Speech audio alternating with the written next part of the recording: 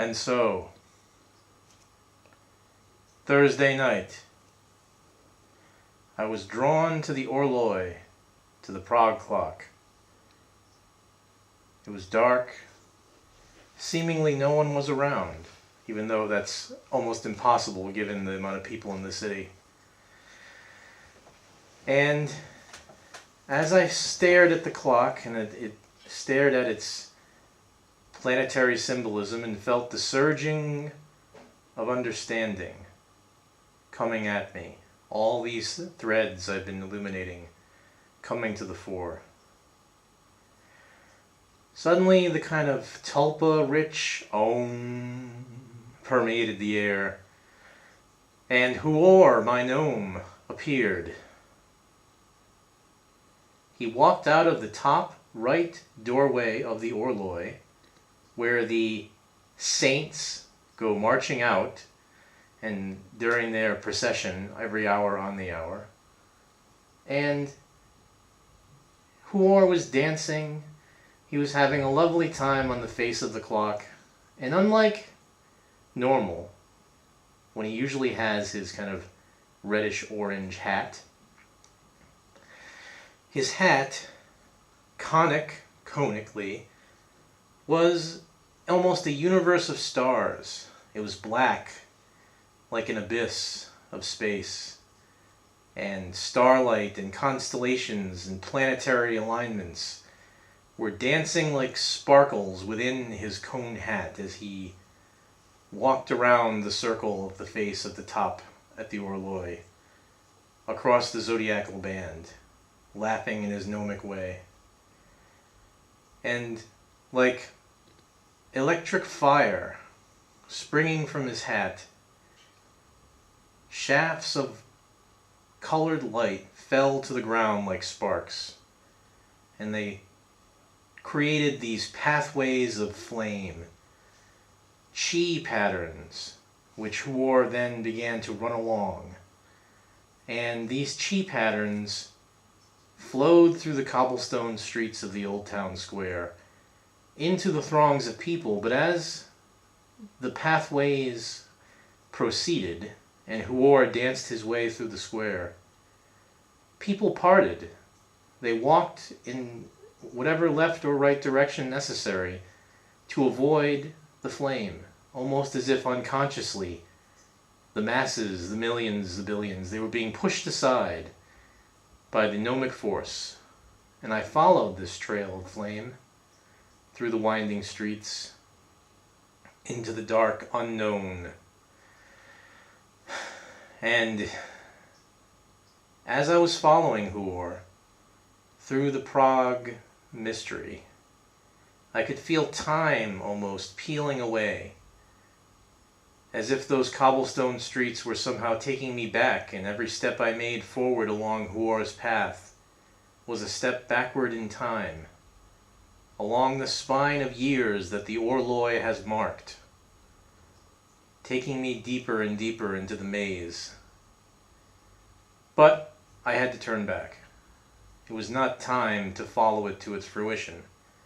I had to return to the Womanu. I had to even process the mere fact that this path was being laid before me. And on the next day, we were drawn to a mysterious bookstore, Shakespeare's English books, used and new.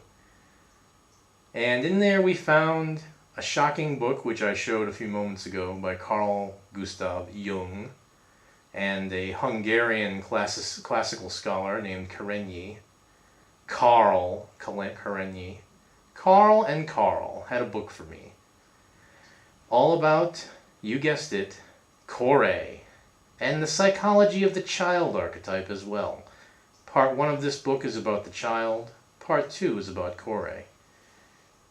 Another book that we found when we asked if there's anything about gnomes in this bookstore, it was a book called The Dwarf, which is a first-person book told by a dwarf in the royal courts of Italy circa the Renaissance, injecting the dwarf conspiracy frequency through synchronicity, along with the child archetype and Kore, you see. Because just as the UFO greys, who appear vaguely childlike, are not children, but are dwarves, so the child archetype is also the symbol of the dwarf in the human unconscious.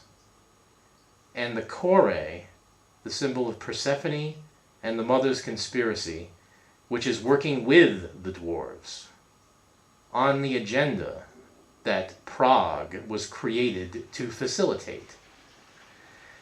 So, not going to get into all of the details of kore and the mystery there, because it involves Persephone, etc., as we've said. And all we need to realize is that the goddess forces working with the dwarves and gnomic fairy messengers have drawn us to Prague because I am to confront the mystery and to finish what was started by Rudolph D. Meyer and, of course, Kelly. So on Friday night, I returned to the Orloi to face again this mysterious pathway. Once more, Huor appeared in the door. Once more, he danced along the face of the Orloi. And the sparkling pathways were laid out before me yet again. And I followed them through the cobblestone streets, followed them along dark alleyways, which I am certain, now that I reflect on it, were leading me back in time. Prague itself, with its layering and layering of history, is only partly here in this modern time. The fact is, Prague exists more in the hyper now than it does in either past, present, or future. And that is the secret of the eternal alchemical territory that Michael Meyer was so obsessed with. The territory of the Tower of Babel, the territory of the planetary spheres, the land of the dead, which is held in check, let's say, waiting for the game to be finished. I followed Huor through those streets, through the darkness, into uncertain time. Sidereally into a hypernow, which is lurking always under the surface here in Prague. The magic waiting to happen at any moment, for those who can see. Finally, the pathways Huor was creating led me to a very peculiar garden-like enclosure where there was a fountain. A fountain, ironically, with Neptune in the center. And the waters of this fountain very mysteriously were bubbling and gurgling in response to Huor's pathway intersecting them. And as is often the case with the statuary of Prague, Neptune had at his feet cherubim, apparently. I mean, if you saw the statue by day, you would see Neptune and you'd see some cherubim-type characters at the bottom. But in that dark, uncertain, surreal, sidereal, hypernow state, the tulpa magic flowed. One of those cherubim moved out of the shadows. It was a dwarf. Not one that I had met before, not Mr. Grey, not any of their compatriots, but a much more mysterious, even threatening presence. Threatening not in the sense that I felt I was in any danger or peril. Threatening in terms of the power the dwarves wield in the name of the goddess. A power that could crush humanity in a single night. A power that is held back only by the promise that someone from the humans can step up and step down into the realm of the mothers, as Faust Part 2 promised, and solve this hundreds of year old quandary. And so this dwarf began to move towards me. he stepped, almost walking on the water, came up to me and took my hand. And it was a very real and disturbing touch. And as we turned back to the waters, they parted in a very mysterious, bubbling into the unknown way. And I felt like Corwin descending into Rebma to face Miore, the queen of the undersea, who guards the copy of Amber's pattern. And that copy of the pattern can be seen in this context as the distorted pattern recording the tragedy of Edward Kelly and the unfulfilled Trithemius plot level. So we descended into the water, and in a very strange way, I wasn't becoming wet with liquid, I was becoming saturated with natural energies. And I can see it clearly now. As soon as my head was underneath the water, I was in the underworld, another world that the water itself was merely a veil covering. Piercing that veil, I found myself on a staircase. Torches on the walls. The torch of Kore. Descending, not long, it seemed to be perhaps 500 feet, perhaps a little longer, ending in a mysterious cave-like chamber, which seemed to be located sometime in an unknown archaic past. And as I approached an archway led by this dwarf, I realized Huor was not with me, and was in fact holding open the veil for me, so that I might return from this land when the night's mission was complete. I still felt guided and guarded, of course, and I still had a feeling of, yes, this is why I'm here. A strange feeling of destiny and excitement and excitation that I haven't felt since my last visit with the dwarves, since my last confrontation with the Atlantean women and their whole mysterious titanic world. Through this archway, the dwarf led me, and I found myself in a cave-like alcove. And in front of me was what appeared to be a brass statue of Kore, Persephone, holding the torch, but not holding it up high like the Statue of Liberty in Columbia, holding it out horizontally, as if she could drop it at any moment. Horizontally holding this torch, looking at her, I remembered the space gods from Jack Kirby's Titanic mythos and their 50-year judgment. And the gigantic space god lands upon the ancient Inca pyramids, and he puts out his hand with his thumb in a horizontal position, and the judgment begins, and at the end of that judgment, the thumb is going to go down, leading to a catastrophe that destroys humanity, or it will get the thumbs up, which means we pass, and we enter into the new era where we are the gods. And I felt that this torch being held by this brass statue of Persephone was in some way posing that same threat. Here I have been holding this torch, she seemed to say to me, and I'm ready to drop it right now, unless you can turn it up. Unless I could grab hold with sincere goddess-empowered motivation and turn that torch, take it and illuminate. If I could not do that, she was going to drop it. And if that happens, the torch that Columbia holds goes out, and the new Kore that Columbia is supposed to be will cease to exist. In any event, in the alcove walls around the statue were strange jars. They looked like old traditional pottery type jars.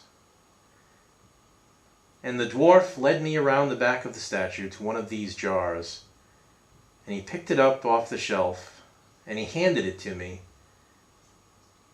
and he lifted the lid off of the jar, and I looked, and inside, small, shriveled, pathetic, and imploring, was the spirit of Edward Kelly. "Help me," he was saying.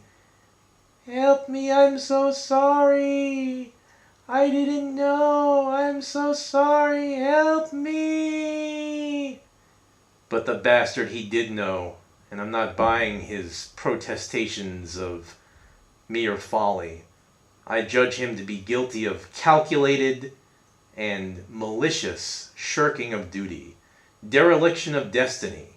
That is my judgment on Edward Kelly. But I'm not here to condemn, but to save him. In the same way that I had to save Joseph Smith from his own misdeeds and the judgment of the angels, I have to rescue Edward Kelly from that jar, because only he can decode the Enochian language. Finally, he's ready to do it, because he's been stuck in a jar for 400 years, and that sucks. And especially when you know, as the centuries roll on, the extent of your folly and the extent of your crime. And so the dwarf put Kelly back on the shelf, led me around to the statue once more, and as I looked at it, I could feel it starting to come alive, almost as if it was beginning to stir at the response to my presence. And the dwarf quickly led me back through the arch and out of the chamber, because I was not yet ready to face.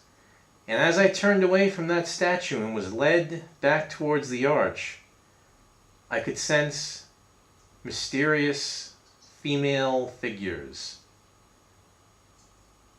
I could best describe them as Lilith-like Lemurian women, Hecate-type sisters, who, in some strange way, are waiting for me to return. And I sense that there's a submission to goddess authority that needs to be performed in some strange Greco-Roman Eleusinian mystery type way. A ritual of dedication to the goddess and of affirmation of the mistress plan. And this was the thing that Kelly never did. This is the thing that European patriarchy has never done. It's a specifically balanced American view, I suppose, which I embody in my worship of the goddess, and which my submission to the mothers, led by the spirit of young Cleopatra, Mary Magdalene, and now ultimately Persephone, has prepared me for. And in a strange way, I've been trained, going back to my own time with the witches. Must remember that Wanda and the witches of the woods from back in the pre-Nuog days, they were Greco-Roman Persephone Hecate worshippers. And it was a mysteriously prepared scenario.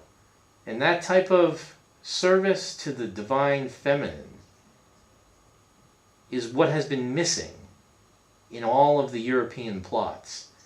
In all of the men like the Kellys of the world, the Joseph Smiths, all of these guys, it's their imbalanced, ego-driven, masculine failings that have created the threat embodied by the dwarves, the Lemurian women, and that mysterious, intimidating statue, which is giving humanity one last chance, giving the men one last chance at the end in the apocalypse to get it right.